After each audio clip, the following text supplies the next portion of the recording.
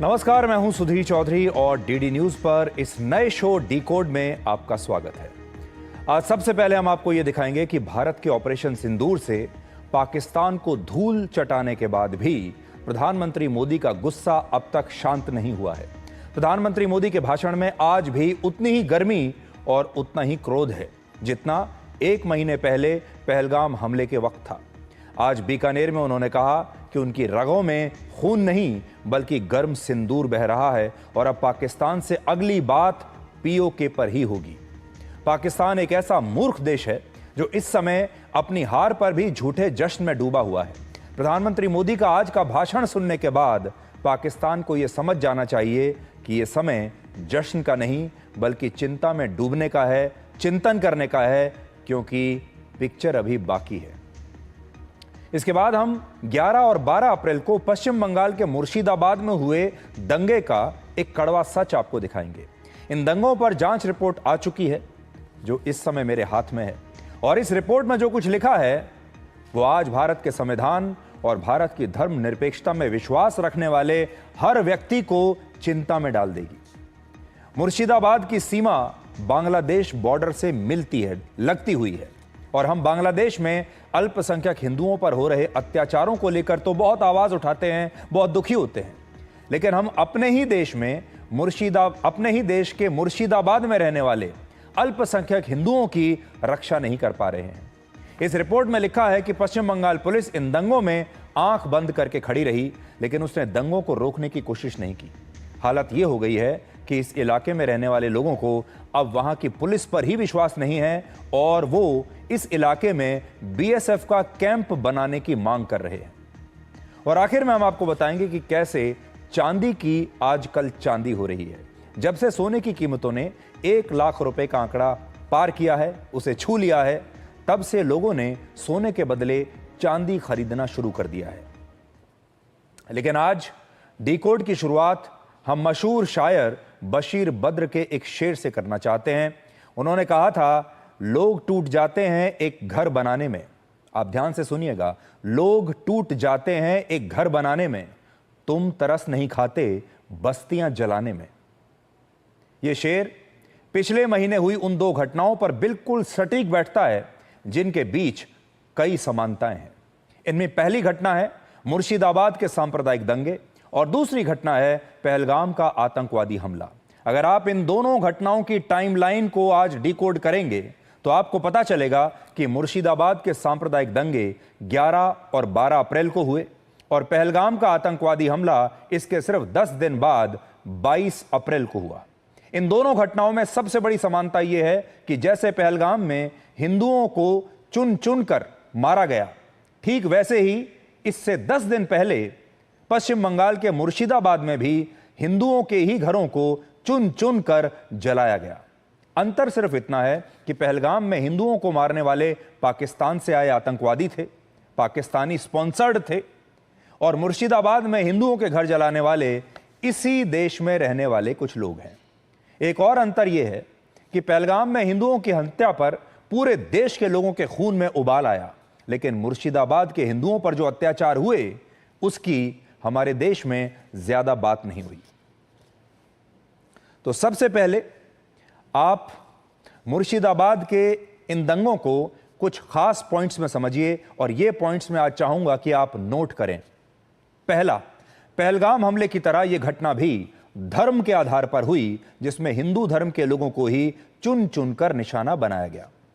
दूसरा, इस दंगे में लगभग 400 परिवार हिंसा का शिकार हुए और इनमें से 100% परिवार हिंदू थे, यानी सारे के सारे परिवार एक ही धर्म के थे और वो था हिंदू धर्म।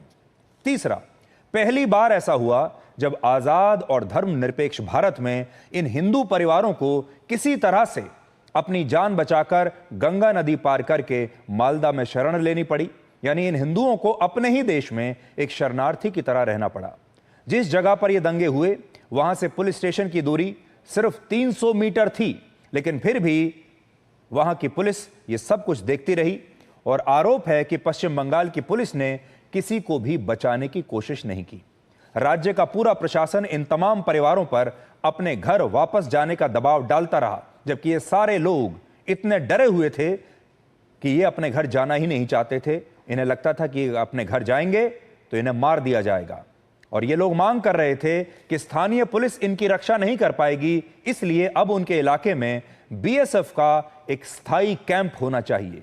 जरा अंदाजा लगाइए कि इस देश में कोई ऐसा इलाका भी है, आज के भारत में कोई ऐसी जगह भी है जहां रहने वाले हिंदू परिवार ये मानते हैं कि उनकी रक्षा के लिए वहां की स्थानीय पुलिस काफी नहीं है। उनकी रक्षा बीएसएफ जैसी सेंट्रल फोर्स ही कर सकती है, ऐसा उनका मानना है। अगला पॉइंट यह है कि यह हिंसा केंद्र सरकार द्वारा बनाए गए वक्फ कानून के विरोध में हो रही थी, लेकिन इसमें हिंदू परिवारों के घरों को ही क्यों जलाया गया, और वो भी उस मुर्शिदाबाद में जहां पर हिंदू अल्पसंख्यक हैं। इस जिले में मुसलमानों की आबादी 66.2% है और हिंदुओं की आबादी 33.2%। सोचिए, सिर्फ 33% हिंदू यहां पर रहते हैं, और ये आंकड़े भी आज से 14 साल पुराने हैं। आप सोचिए, वर्ष 2011 की जनगणना के ये आंकड़े हैं। अब तो हो सकता है हिंदुओं की संख्या यहां पर और भी कम। की क्या गलती थी, इन हिंदू परिवारों की क्या गलती थी, और वक्फ कानून का विरोध करने के लिए इन हिंदू परिवारों के घरों को क्यों जलाया गया? आज मैं अपने साथ उस जांच कमेटी की रिपोर्ट को लेकर आया हूं, जिसे किसी सरकार ने नहीं, किसी पॉलिटिकल पार्टी ने नहीं, बल्कि कलकत्ता हाई कोर्ट ने स्वयं बनाया है। और इस रिपोर्ट में बाकायदा नाम के साथ हर उस परिवार की कहानी लिखी है जो इस दंगे में बर्बाद हुए हैं। तो पहली बात तो आप ये जान लीजिए कि कलकत्ता हाई कोर्ट ने ही एक कमेटी बनाई थी, फैक्ट फाइंडिंग कमेटी, और यह पता लगाने के लिए कि इन दंगों के पीछे असल में क्या वजह है और दंगों के समय क्या हुआ है। इसलिए आप ये ना समझें कि यह जांच रिपोर्ट जो है यह राजनीतिक है। अब मैं एक एक करके आपको बताता हूं कि इस रिपोर्ट में क्या लिखा हुआ है। जब आप ये रिपोर्ट देखेंगे, इस रिपोर्ट में हर उस परिवार की कहानी है जो इस दंगे में बर्बाद हुआ है। इसमें बधू मंडल की कहानी है, इसमें करण घोष की कहानी है, इसमें अमीर चंद्र मंडल के परिवार की कहानी है, इसमें गोपाल मंडल की कहानी है, संजीव मंडल की कहानी है और संजय मंडल की कहानी है। इसमें कृष्णचंद्र पाल के परिवार की कहानी है, इसमें सोना रानी सरकार की कहानी है, अंजन सरकार की कहानी है, इसमें चंचल घोष की कहानी है, इसमें अमर कुमार भगत के परिवार की कहानी है, इसमें गोपाल रवि दास की कहानी है और इसमें राजकुमार गुप्ता की कहानी है। एक एक करके इसमें हर परिवार का नाम लिखकर उसकी कहानी लिखी है कि उसके साथ हुआ क्या। इन द हाउस ऑफ बधू मंडल देखिए, श्यामचंद मंडल, जेठा मंडल, अखिल मंडल, करण घोष, देवव्रत घोष, देवाशीष घोष और उनके परिवार के साथ क्या क्या हुआ, यह सारी कहानी लिखी है। अब इसमें जब आप देखेंगे, नाम ऊपर अलग है लेकिन नीचे जो कहानी बयां की गई है सबकी, वो एक जैसी है। ये सारी कहानियां बिल्कुल एक जैसी है और हर कहानी में इन परिवारों के साथ पहले हिंसा हुई, फिर इनके घरों में जो कुछ भी पैसा या गहना रखे थे उस पैसे को लूट लिया गया, उन गहनों को लूट लिया गया और फिर इनके घरों को आग लगा दी गई, और आग भी ऐसे लगाई कि ये आग से ये पूरे जो घर हैं ये नष्ट हो गए। थोड़ा सा आपको पढ़कर बताता हूं। डॉली मंडल की कहानी है जो एक टी स्टॉल चलाती हैं और उनके घर को लूट लिया गया। उनके घर में 25 से 30 हजार रुपए पड़े हुए थे और यह पैसा दंगाइयों ने लूट लिया। और इसके बाद वो लिखती हैं, उनके टी स्टॉल को जला दिया गया। उस टी स्टॉल में एक फ्रिज था, 2 गैस सिलेंडर थे, एक सीलिंग फैन था, वो सब लूट लिया गया और नष्ट कर दिया गया। उसके बाद देखिए, एक और हैं श्यामचंद मंडल, उनके साथ भी यही हुआ। 70,000 रुपए उनसे लूट लिए गए। उनके कुछ सोने के गहने थे घर में जो रखे हुए थे, वो लूट लिए गए। टोटल जो उनका लॉस है वो 70,000 का है, जिसमें 8,000 रुपया उनके घर में कैश था और उस कैश को लूट लिया दंगाइयों ने। सबकी कहानी बिल्कुल एक जैसी है। दंगाई आए, पहले उन्होंने इन्हें मारा, पीटा, हिंसा की, घायल किया बुरी तरीके से। उसके बाद इनके पैसे को लूटा और फिर घर में आग लगा दी। आग भी ऐसे लगाई कि एक भी घर अब रहने लायक नहीं बचा।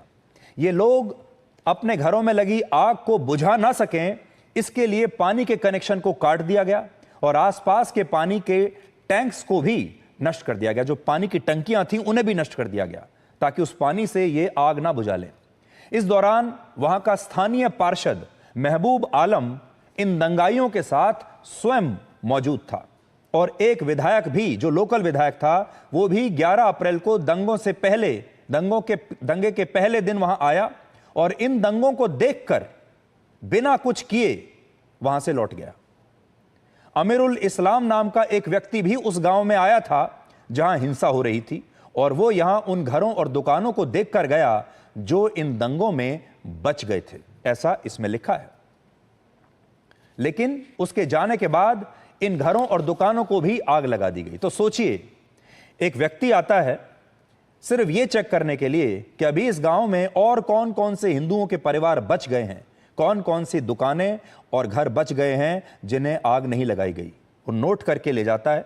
उसके बाद, उसके जाने के बाद दंगाई फिर वापस आते हैं और जो दुकानें और मकान बच गए थे फिर उनमें आग लगा दी जाती है।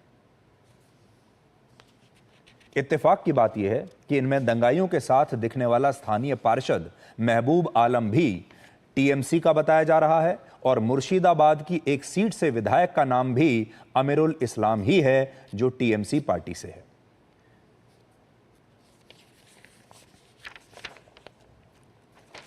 इसमें यह भी लिखा है कि लोग, जो स्थानीय लोग हैं, they want permanent BSF camps and central armed forces for their own protection.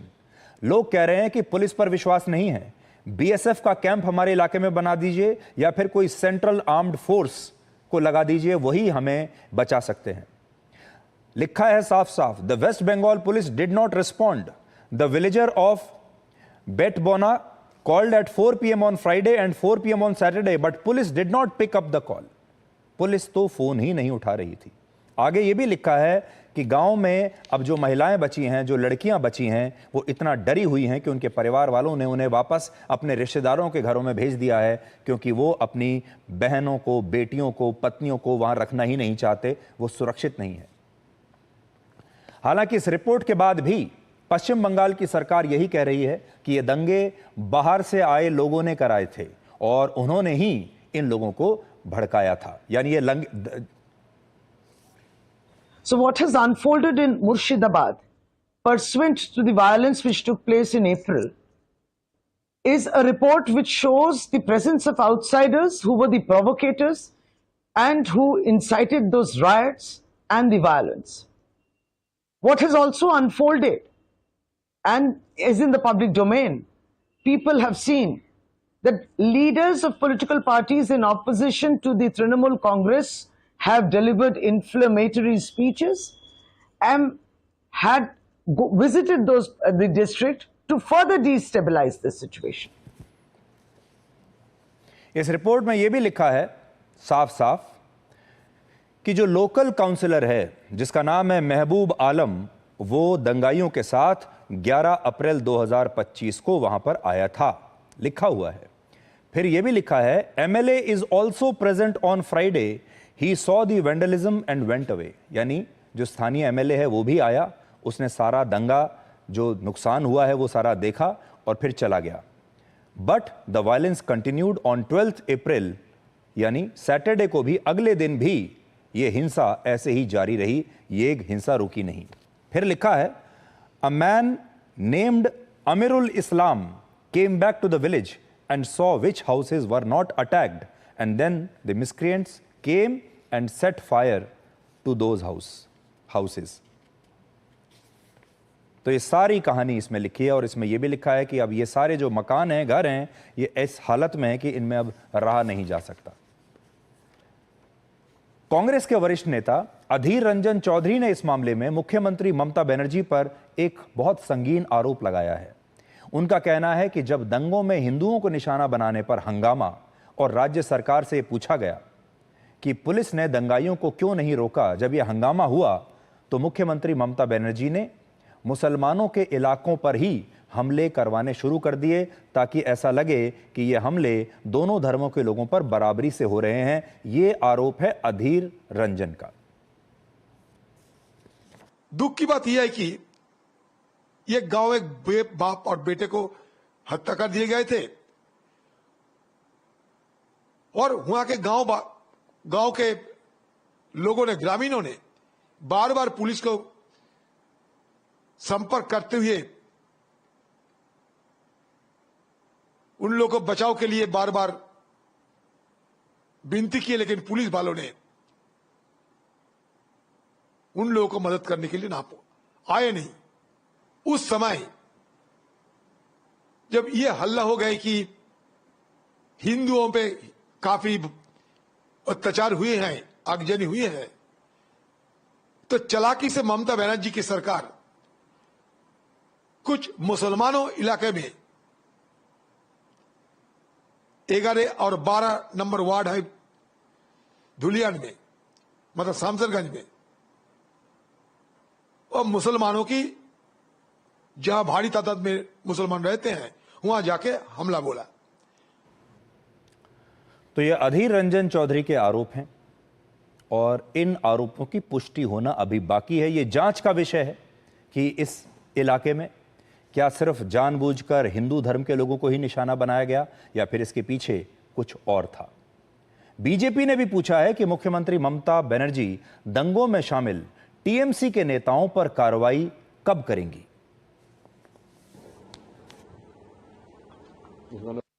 समाचारों के अनुसार मुर्शिदाबाद हिंसा पर एसआईटी की जो रिपोर्ट आई है उसमें बहुत साफ और स्पष्ट रूप से यह इंगित किया गया है कि हिंदुओं को लक्षित करके, टारगेट करके हिंसा की गई और इसमें तृणमूल कांग्रेस के नेता शामिल थे और पुलिस का रवैया हिंसा को रोकने की बजाय तृणमूल कांग्रेस के नेताओं की कार्यों की अनदेखी करता हुआ दिखाई पड़ रहा है।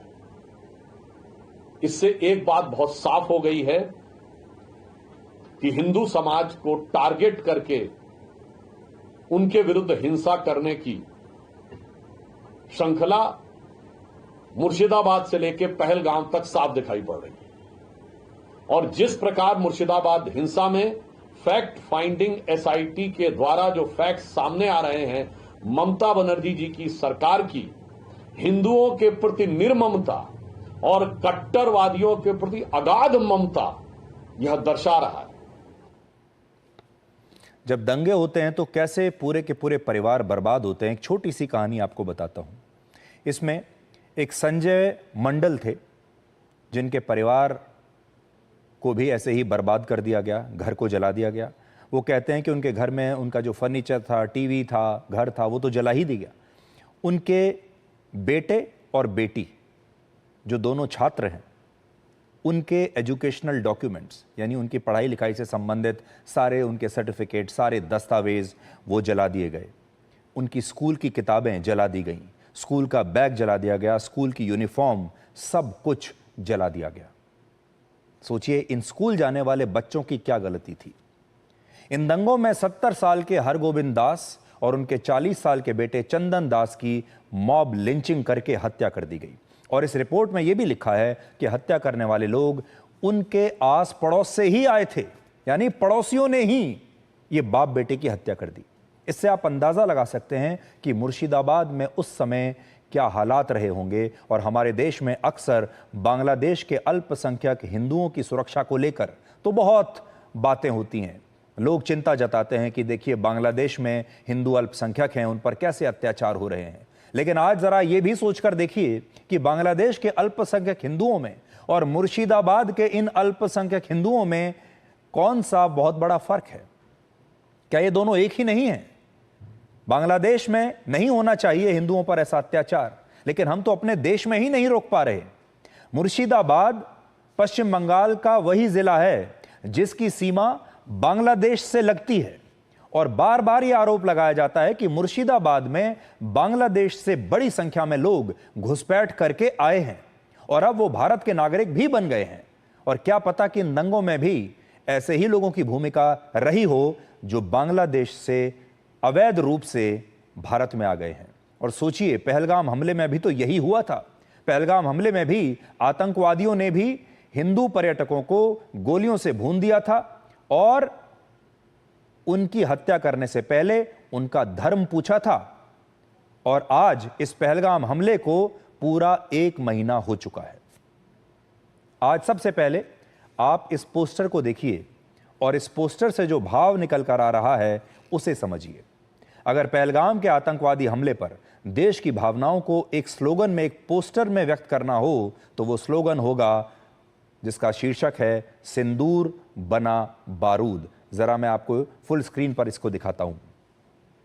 ये हालत है और आज का जो मूड है भारत का वो यही है, सिंदूर बना बारूद। आज इस हमले को 1 महीना पूरा हो चुका है, लेकिन प्रधानमंत्री मोदी का गुस्सा आज भी वैसा ही है जैसा उस हमले की शाम को था। आज भी उनके भाषण में उतना ही क्रोध था, उतना ही दर्द भी था और आज उनका भाषण विस्फोटक था। आज पाकिस्तान के बॉर्डर से सिर्फ 150 किलोमीटर दूर राजस्थान के बीकानेर में प्रधानमंत्री मोदी ने एक बारूदी भाषण दिया। उन्होंने कहा कि अब उनकी रगों में खून नहीं बल्कि गर्म सिंदूर बह रहा है। 22 अप्रैल का बदला भारत ने आतंकवादियों से 22 मिनट में ले लिया। भारत ने पाकिस्तान को घुटने टेकने पर मजबूर कर दिया। अब पाकिस्तान से बात होगी तो सिर्फ आतंकवाद और पीओके पर होगी और भारतीयों के खून से खेलना पाकिस्तान को बड़ा महंगा पड़ेगा। और भारत ने पाकिस्तान के रहीम यार खान एयरबेस को आईसीयू में पहुंचा दिया है, ऐसा आज प्रधानमंत्री मोदी ने कहा है। आज उनका भाषण जबरदस्त था, सुनने लायक था और पूरी दुनिया को आज ये पता चलेगा कि प्रधानमंत्री मोदी आजकल किस मूड में है, उनके मन में, उनके दिल में क्या चल रहा है। और भारत ने युद्ध जीत तो लिया, हमने ऑपरेशन सिंदूर चलाया, लेकिन अभी भी प्रधानमंत्री का जो क्रोध है वो कम नहीं हुआ है।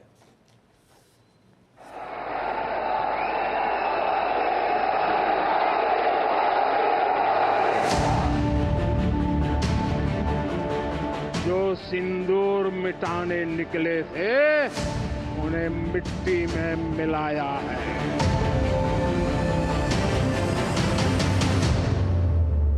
जो हिंदुस्तान का लहू बहाते थे आज कतरे कतरे का हिसाब चुकाया है। जो सोचते थे भारत चुप रहेगा आज वो घरों में डूब डूब के पड़े हैं। ये शोध प्रतिशोध का खेल नहीं, ये न्याय का नया स्वरूप है। ये ऑपरेशन सिंदूर है। दुनिया ने और देश के दुश्मनों ने भी देख लिया, जब सिंदूर बारूद बन जाता है तो नतीजा क्या होता है। ये सिर्फ आक्रोश नहीं है, ये समर्थ भारत का रौद्र रूप है। पहले घर में घुसकर किया था वार, अब सीधा सीने पर किया प्रहार है। मोदी का दिमाग ठंडा है, ठंडा रहता है, लेकिन मोदी का लहू गर्म होता है। और अब तो मोदी की नसों में लहू नहीं, गरम सिंदूर बह रहा है। भारत माता की, भारत माता की, भारत माता की। तो प्रधानमंत्री मोदी का आज का भाषण सुनने लायक है। देश के लोगों को भी सुनना चाहिए और विदेशों में बैठे लोगों को भी सुनना चाहिए और पाकिस्तान को तो बार बार रिवाइंड करके इस भाषण को सुनना चाहिए, क्योंकि पाकिस्तान अभी झूठे जश्न में डूबा हुआ है। जब इस भाषण को सुनेगा ध्यान से तो चिंता में डूब जाएगा। प्रधानमंत्री मोदी ने आज कहा है कि उनका लहू आज भी उबल रहा है और उनकी नसों में अब लहू नहीं बल्कि गर्म सिंदूर बह रहा है और ये पाकिस्तान के लिए एक बहुत ही कड़ा संदेश है। आज उन्होंने ऑपरेशन सिंदूर पर एक कविता भी पढ़ी है जिसमें नए भारत के रौद्र रूप की छवि दिखाई देती है और आज आप सबको अपने पूरे परिवार के साथ इस कविता को ध्यान से सुनना चाहिए और ये पाकिस्तान को भी भारत का एक कड़ा संदेश है। इस कविता को जब आप ध्यान से सुनेंगे तो ये कविता आपके रोंगटे खड़े कर देगी। जो सिंदूर मिटाने निकले थे, जो सिंदूर मिटाने निकले थे, उन्हें मिट्टी में मिलाया है।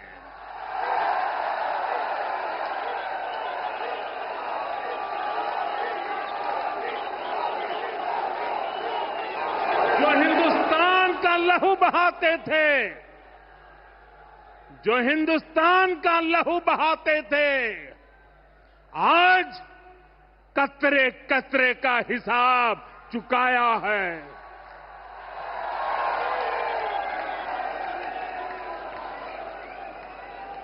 जो सोचते थे भारत चुप रहेगा, आज वो घरों में डूब डूब के पड़े हैं।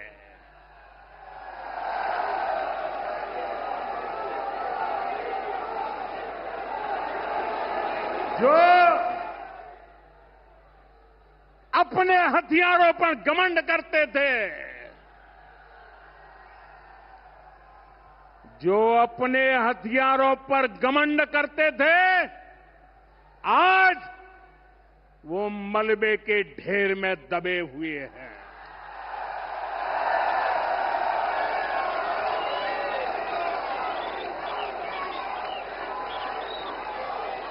मेरे प्यारे देशवासियों, ये शोध प्रतिशोध का खेल नहीं, ये शोध प्रतिशोध का खेल नहीं, ये न्याय का नया स्वरूप है।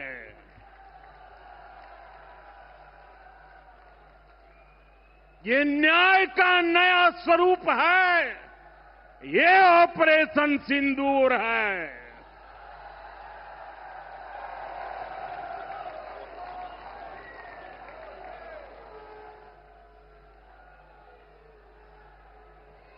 ये सिर्फ आक्रोश नहीं है, ये सिर्फ आक्रोश नहीं है, ये समर्थ भारत का रौद्र रूप है।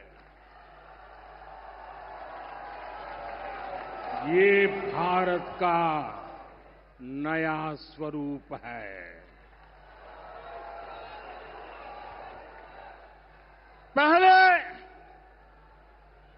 पहले घर में घुसकर किया था वार, पहले घर में घुसकर किया था वार, अब सीधा सीने पर किया प्रहार है।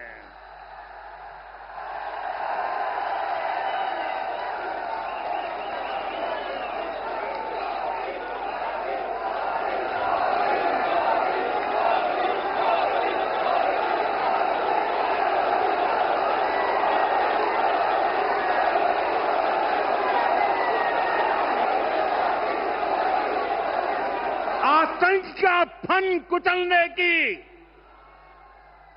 आतंक का फन कुचलने की यही नीति है, यही रीति है, यही भारत है, नया भारत है। तो यहां पर आपने ये देखा होगा कि प्रधानमंत्री मोदी ने आज भारत का रौद्र रूप पूरी दुनिया को दिखाया है। प्रधानमंत्री मोदी ने कहा है ये है भारत का नया स्वरूप।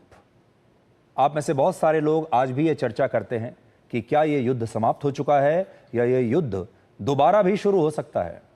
लेकिन बड़ी बात यह है कि प्रधानमंत्री मोदी के अगर आज के भाषण को आप डिकोड करेंगे तो आपको यह समझ में आएगा कि वो ये बताने की कोशिश कर रहे हैं कि पिक्चर अभी बाकी है, ऑपरेशन सिंदूर अभी समाप्त नहीं हुआ है, ये कभी भी शुरू हो सकता है।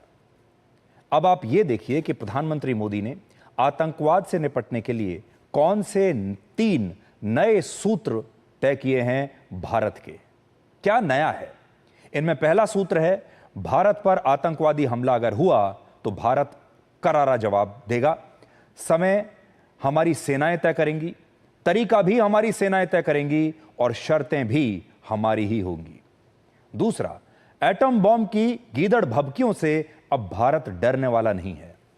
और तीसरा, भारत आतंकवादियों के आकाओं और उनकी सरपरस्त सरकार को अब अलग अलग करके नहीं देखता, भारत उन्हें एक ही मानता है और अब पाकिस्तान का यह स्टेट और नॉन स्टेट एक्टर वाला खेल बिल्कुल चलेगा नहीं।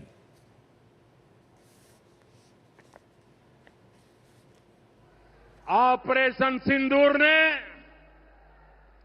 आतंकवाद से निपटने के 3 सूत्र तय कर दिए हैं। पहला, भारत पर आतंकी हमला हुआ तो करारा जवाब मिलेगा। समय हमारी सेनाएं तय करेगी, तरीका भी हमारी सेनाएं तय करेगी और शर्तें भी हमारी होगी। दूसरा, एटम बम की गीदड़ भभकियों से भारत डरने वाला नहीं है। और तीसरा, हम आतंक के आकाओं और आतंकी सरपरस्त सरकार को अलग अलग नहीं देखेंगे, उन्हें अलग अलग नहीं देखेंगे, उन्हें एक ही मानेंगे। पाकिस्तान चाहता है कि सीज फायर के बाद भारत सिंधु जल समझौते को बहाल कर दे, लेकिन प्रधानमंत्री मोदी ने आज फिर से यह कह दिया है कि जब तक आतंकवाद है तब तक यह समझौता स्थगित ही रहेगा और पाकिस्तान को आतंकवाद का समर्थन करने के लिए पाई पाई का मोहताज होना पड़ेगा। पाकिस्तान को भारत के हक का पानी नहीं मिलेगा। भारतीयों के खून से खेलना पाकिस्तान को महंगा पड़ेगा।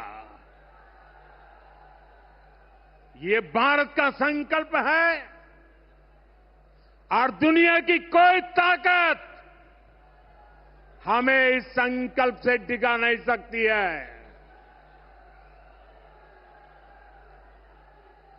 भाइयों और बहनों, विकसित भारत के निर्माण के लिए सुरक्षा और समृद्धि दोनों जरूरी है। सिंधु जल समझौते के तहत पाकिस्तान को भारत की 3 नदियों का पानी मिलता है, यह सब आपको पता होना चाहिए, जिनमें एक नदी है झेलम, दूसरी है चेनाब और तीसरी नदी है सिंधु।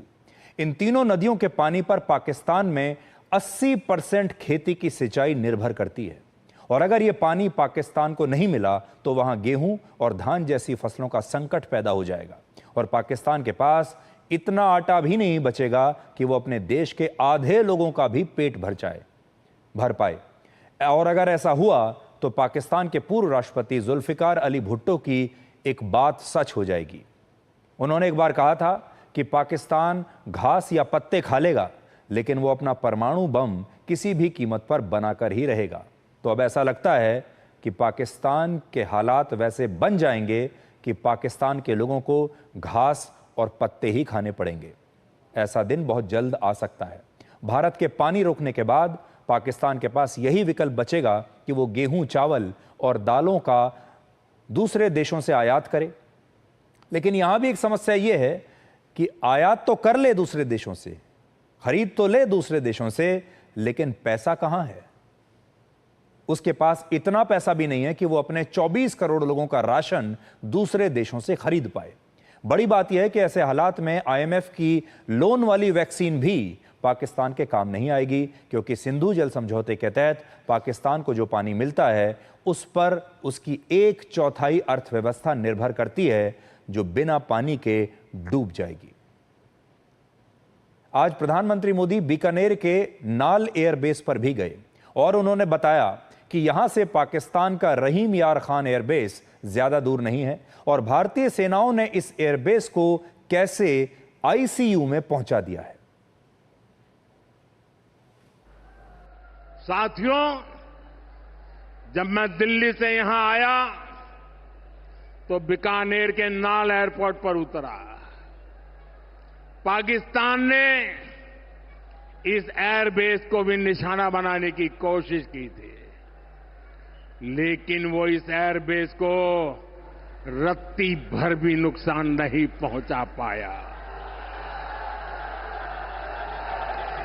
और वहीं यहां से कुछ ही दूर सीमा पार पाकिस्तान का रहीम यार खान एयरबेस है। पता नहीं आगे कब खुलेगा। आईसीयू में पड़ा है।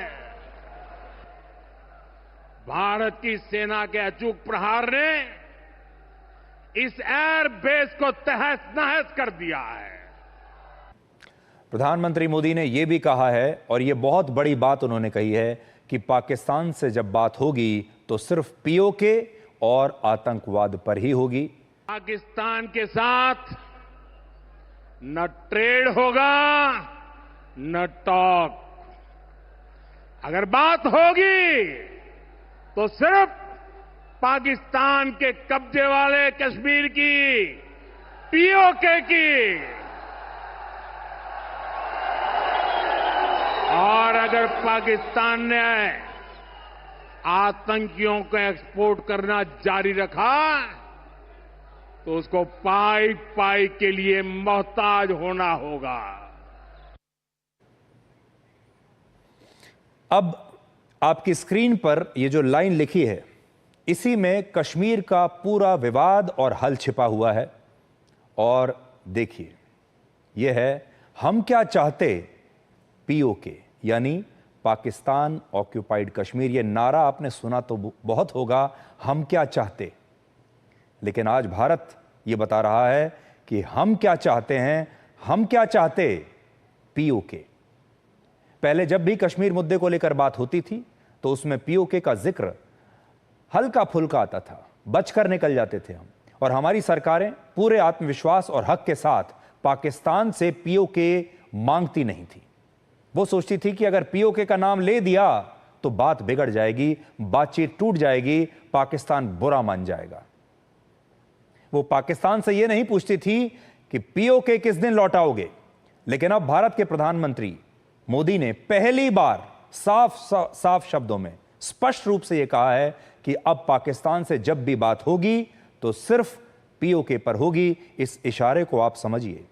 आज जब हमारा देश ये कहता है कि हम पाकिस्तान से पीओके वापस लेंगे तो बहुत सारे लोग इस बात की गंभीरता को समझते नहीं हैं और हमारे कश्मीर के इस भूखंड पर पाकिस्तान का अवैध कब्जा होने से शायद उतने विचलित भी नहीं होते। जबकि भारत वो देश है जहां देश की भूमि को मातृभूमि, मां का दर्जा दिया गया है और पीओके उस हिसाब से हमारी मातृभूमि है। सोचिए, हमारी मातृभूमि पर वर्ष 1948 से ही पाकिस्तान का अवैध कब्जा है और यह बात बहुत सारे लोगों को विचलित नहीं कर रही। वर्ष 1947 में जब भारत का बंटवारा हुआ तब कश्मीर के राजा हरि सिंह ने यह तय किया था कि वो एक स्वतंत्र राष्ट्र रहेंगे और कश्मीर का विलय भारत और पाकिस्तान दोनों में ही नहीं करेंगे, वो अलग रहेंगे। लेकिन इसके बाद पाकिस्तान ने कश्मीर पर कब्जा करने के लिए पश्तून कबायली लड़ाकों को वहां पर भेज दिया, क्योंकि पाकिस्तान ने सोचा कि अगर ये हमारे अंदर विलय नहीं करेंगे तो हम इन पर कब्जा कर लेंगे। और उन्होंने खास तौर पर सेना को नहीं भेजा बल्कि कबायली लड़ाकों को भेजा, जिससे दुनिया को यह लगे कि यह विद्रोह कश्मीर के आम लोगों ने किया है और इसमें पाकिस्तान का कुछ लेना देना नहीं। लेकिन सच यह था कि पाकिस्तान ने अपने सैनिकों को कबायली लड़ाकों के भेष में ही कश्मीर पर हमला करने के लिए भेजा था, और जब तक कश्मीर का भारत में विलय हुआ और भारत ने अपनी सेनाओं से कबायली लड़ाकों को पीछे धकेला, तब तक पीओके की जमीन पर पाकिस्तान अपना अवैध कब्जा कर चुका था। यह काम हो चुका था। मतलब जब तक हमारी सेना वहां पहुंची तब तक पाकिस्तान कश्मीर के एक बड़े हिस्से पर कब्जा कर चुका था।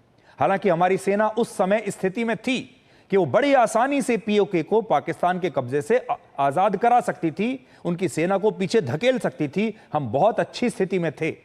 लेकिन भारत के तत्कालीन प्रधानमंत्री पंडित जवाहरलाल नेहरू इस बीच इस मुद्दे को संयुक्त राष्ट्र में ले गए, जिससे भारत इन पाकिस्तान के सैनिकों को पीछे नहीं धकेल पाया। और जहां पाकिस्तान की सेनाएं खड़ी थी वहां 1949 के कराची एग्रीमेंट के तहत एक सीज फायर लाइन बन गई, और यह तय हुआ कि जिसके पास जितनी जमीन है अब से बस वही सीज फायर लाइन रह गई। जो आपके पास है आप रखिए, जिस पर आपका कब्जा है आप रखिए। तब से लेकर आज तक पीओके पर पाकिस्तान का ही कब्जा है। और वर्ष 1971 के युद्ध में जब भारत जीता और भारत ने पाकिस्तान के 93,000 सैनिकों को बंदी बना लिया था, तब शिमला समझौते के तहत तत्कालीन प्रधानमंत्री इंदिरा गांधी से भी ये एक त्रुटि हुई, और उन्होंने पाकिस्तान से पीओके को मांगने की बजाय उसके साथ सीज फायर लाइन को ही LOC यानी लाइन ऑफ कंट्रोल मानने का फैसला कर लिया। पीओके का क्षेत्रफल 72,935 वर्ग किलोमीटर है। सोचिए, 72,000 वर्ग किलोमीटर, कितनी बड़ी जमीन है। और इसमें भी 5,180 वर्ग किलोमीटर का जो वैली है, उसका वो इलाका पाकिस्तान चीन को गिफ्ट कर चुका है, और अब यह इलाका चीन के कब्जे में है। यानी इस इलाके को लेने के लिए तो हमें चीन से बात करनी पड़ेगी। 5,000 किलोमीटर का इलाका है। और अब भारत यही कह रहा है कि हम क्या चाहते, पीओके पाकिस्तान से आजाद होकर भारत में शामिल होता है तो इस क्षेत्र में हाफिज सईद और मसूद अजहर जैसे आतंकवादियों की सारी दुकानें बंद हो जाएंगी, और हमारी मातृभूमि पर किसी और का कब्जा इसके बाद नहीं रहेगा। अब हम आपको यह बताएंगे कि कैसे भारत के रेलवे स्टेशंस बड़े बड़े एयरपोर्ट्स को टक्कर दे रहे हैं, और हम चाहते हैं कि हमारे सारे यात्रीगण इस खबर को ध्यान से देखें। आज बीकानेर में प्रधानमंत्री मोदी ने अमृत भारत स्टेशन योजना के तहत 103 रेलवे स्टेशन का उद्घाटन किया है, जिनका पूरी तरह से कायाकल्प हो चुका है। इन तस्वीरों में आप देख पाएंगे कि 18 राज्यों के ये रेलवे स्टेशन पहले अंग्रेजों के जमाने की हालत में थे, लेकिन अब इनका पुनर्निर्माण किया गया है, और ये रेलवे स्टेशन अब लेटेस्ट सुख सुविधाओं में एयरपोर्ट्स को भी टक्कर दे रहे हैं। और सोचिए, ये आम लोगों के लिए, हमारे देश के आम यात्रियों के लिए जो ट्रेन में सफर करते हैं, उनके लिए यह कितना बड़ा बदलाव है। एयरपोर्ट्स को आज भी उन लोगों का सूचक माना जाता है जो आर्थिक रूप से संपन्न हैं। लोग सोचते हैं कि पैसे वाले लोग हवाई जहाज में सफर करते हैं, एयरपोर्ट से जाते हैं, और जो गरीब लोग हैं, लोअर मिडिल क्लास लोग हैं, वो रेलवे स्टेशन से ट्रेन पकड़ते हैं। और आपने देखा होगा कि एयरपोर्ट पर शानदार सुख सुविधाएं देखने को मिलती हैं, चमकदार एयरपोर्ट्स आपको दिखाई देते हैं, पूरी साफ सफाई होती है। लेकिन रेलवे स्टेशंस पर ऐसा नहीं होता था। रेलवे स्टेशन भारत के गरीब और मध्यम वर्ग की लाइफलाइन मानी जाती है, और आज भी कोई श्रमिक किसी दूसरे राज्य से जब शहर में काम करने के लिए आता है तो वो ट्रेन से ही सफर करता है। और अब तक उसे ऐसे ही रेलवे स्टेशंस मिलते रहे हैं जहां सुविधाएं ना के बराबर हैं, और आधुनिक सुविधाएं तो बहुत ही कम हैं। लेकिन अब प्रधानमंत्री मोदी एक एक करके देश के तमाम रेलवे स्टेशंस को एयरपोर्ट जैसा सुख सुविधा से संपूर्ण बना रहे हैं, और आज 103 रेलवे स्टेशंस पर इस नए बदलाव की शुरुआत हो चुकी है।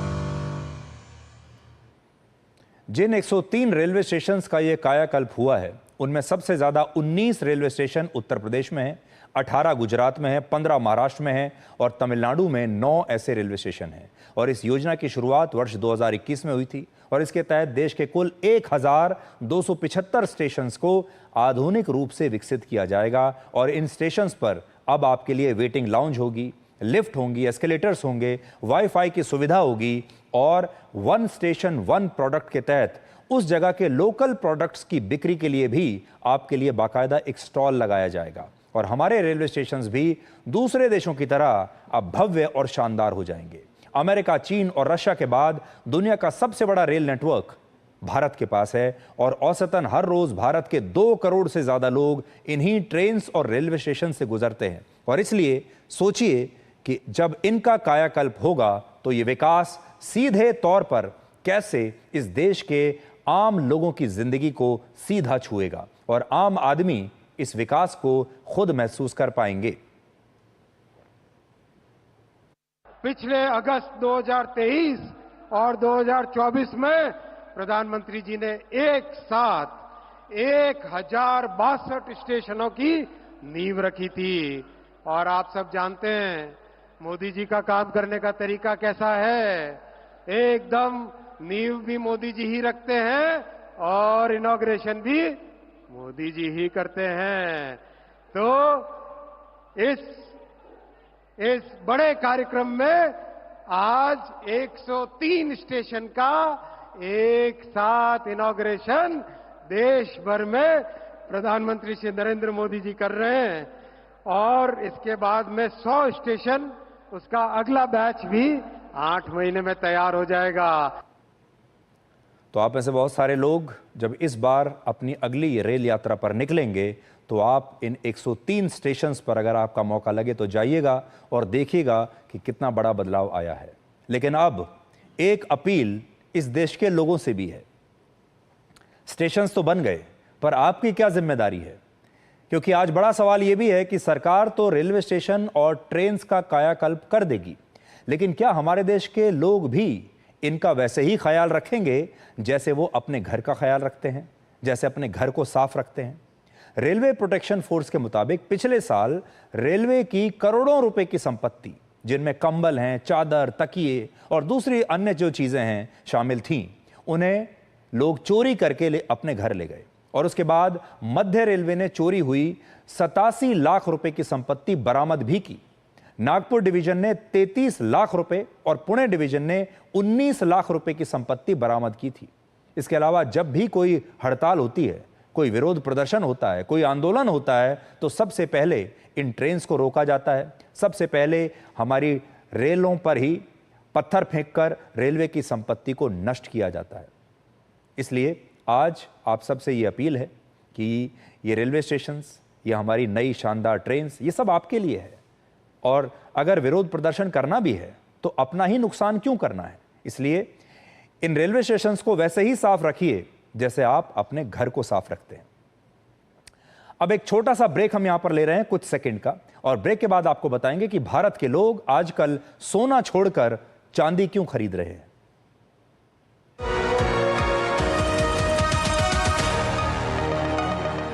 Big dreams start here. Pursue BBA from Prestige. Get global exposure. Strong alumni network. Shaping leaders since 1994. Join PIMR Indore. पापा घर तो बहुत सुंदर बनने वाला है और अंदर से मजबूत भी, बिल्कुल एक फौजी की तरह जो फैमिली को रखे सेफ। पर भैया घर पे आर्मी थोड़ी लगेगी। आर्मी नहीं, टफकॉन TMT। देश के लिए आर्मी, घर के लिए टफकॉन TMT। एक ही बात है, टफकॉन TMT। अब इंडिया बनेगा extra tough. Think global. Pursue MBA from Prestige. Get dual degrees, global exposure, international certification, placement support. Shaping leaders since 1994. Join PIMR Indore.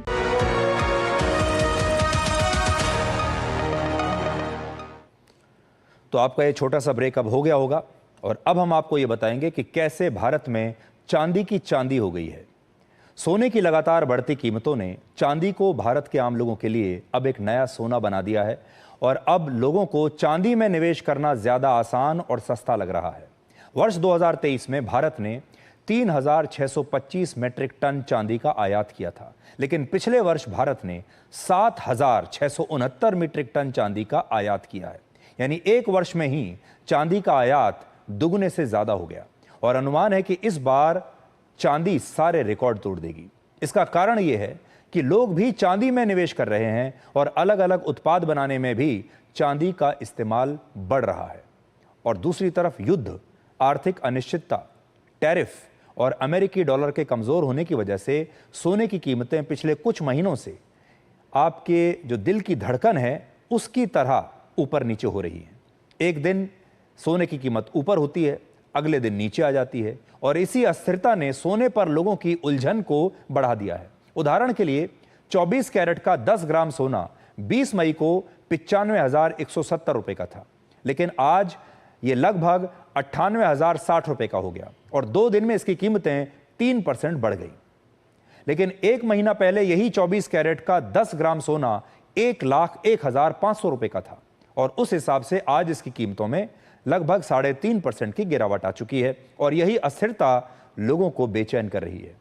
सबसे बड़ी बात यह है कि इस साल 10 ग्राम सोने की औसत कीमत 90,000 रुपए के आसपास और बहुत सारे आम लोगों के लिए 90,000 रुपए के आसपास थी और बहुत सारे आम लोगों के लिए सोना उनकी पहुंच से अब दूर होता जा रहा है। सोना बहुत महंगा हो गया है और इसी कारण से चांदी को भारत के बहुत सारे आम लोगों का नया सोना माना जा रहा है। चांदी की चांदी होने के 3 बड़े कारण हैं। पहला, आम लोगों को सोने की तुलना में चांदी से बेहतर रिटर्न की उम्मीद है। दूसरा, चांदी ने भी भारतीय बाजार में काफी अच्छा और टिकाऊ प्रदर्शन किया है। 6 महीना पहले 28 नवंबर 2024 को 1 किलोग्राम चांदी की कीमत 89,500 रुपए थी, लेकिन आज इसकी कीमत 1,01,000 रुपए हो चुकी है और इसमें 12.8% की वृद्धि हुई है, यानी अच्छा रिटर्न है। दूसरा, सोने की कीमतें बढ़ने से ये बहुत सारे आम लोगों की पहुंच से अब बाहर होता जा रहा है, जबकि चांदी की कीमतें बढ़ने पर भी ये आम लोगों के बजट में अभी भी आ सकता है। यहां आपके मन में यह सवाल भी होगा कि सोने के मुकाबले चांदी की कीमतें तो हमेशा से ही कम रही हैं, फिर इस समय में ही ऐसा क्या खास हो रहा है और क्यों हो रहा है कि लोग सोने से ज्यादा चांदी खरीद रहे हैं? तो इसका एक बड़ा कारण यह है कि सोना 90,000 से 1 लाख रुपए के बीच है और ये कीमतें भारत के बहुत सारे आम लोगों की पहुंच से दूर हैं। दूसरा, जब आप ये सुनते हैं कि सोना 1 लाख रुपए हो गया है तो इसका आपके मन पर भी एक अलग प्रकार का मानसिक प्रभाव पड़ता है। आप 1 लाख रुपए सुनकर थोड़ा हैरान हो जाते हैं। ये 1 लाख रुपए का जो बैरियर है, थ्रेशहोल्ड है, ये सबके मन में एक गहरी लकीर की तरह है और आप सोचते हैं कि चलो इस बार सोना नहीं चांदी ही खरीद लेते हैं। और ये एक मेंटल बैरियर की तरह होता है जिसके कारण कंपनियां, कई बार आपने देखा होगा, बहुत सारी कंपनियां ऐसी हैं जो बाजार में अपना सामान 99 रुपए का रखती हैं या 999 का रखती हैं या 1,099 का रखती हैं या 99,000 का रखती हैं, क्योंकि लोगों को लगता है कि जो 1000 का बैरियर है या 1 लाख का बैरियर है उससे पार लोग जाना नहीं चाहते। उन्हें 999 रुपए की चीज तो मंजूर है, लेकिन 1,001 जब उसकी कीमत हो जाती है तो वो उन्हें महंगा लगता है। तीसरा कारण यह है कि भारत में सोने की तरह चांदी का भी एक सांस्कृतिक महत्व है और हमारे देश में भगवान गणेश, मां लक्ष्मी के सबसे ज्यादा सिक्के चांदी के ही खरीदे जाते हैं।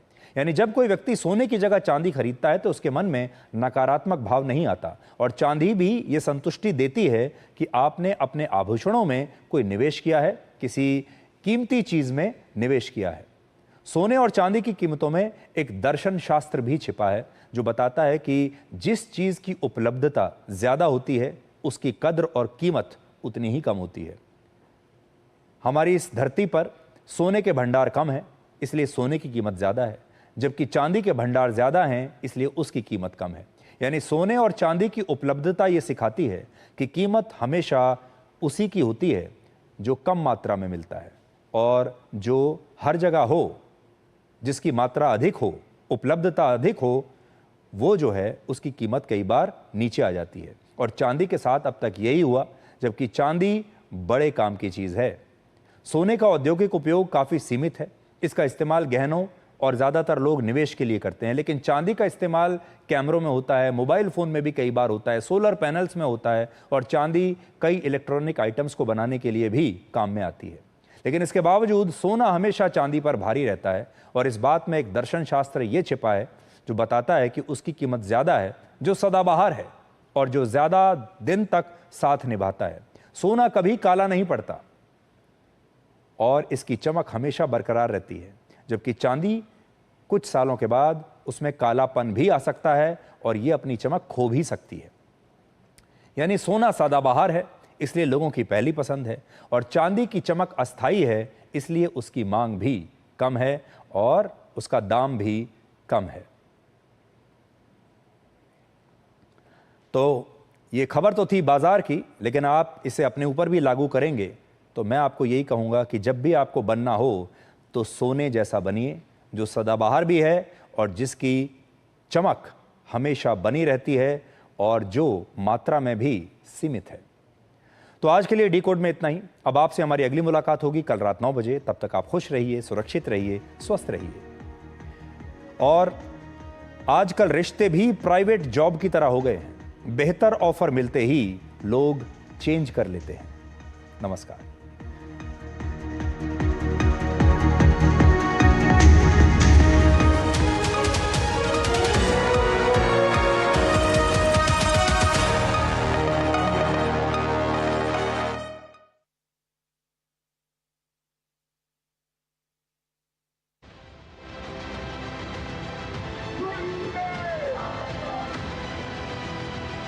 तिरंगा यात्रा निकाली जा रही है और उसी तिरंगा यात्रा के हिस्सा आज हम भी बने हैं। हमारी पूरी सेना ने पाकिस्तान को मुंह तोड़ जवाब दिया हर स्तर पे। भारतीय सेना जिंदाबाद।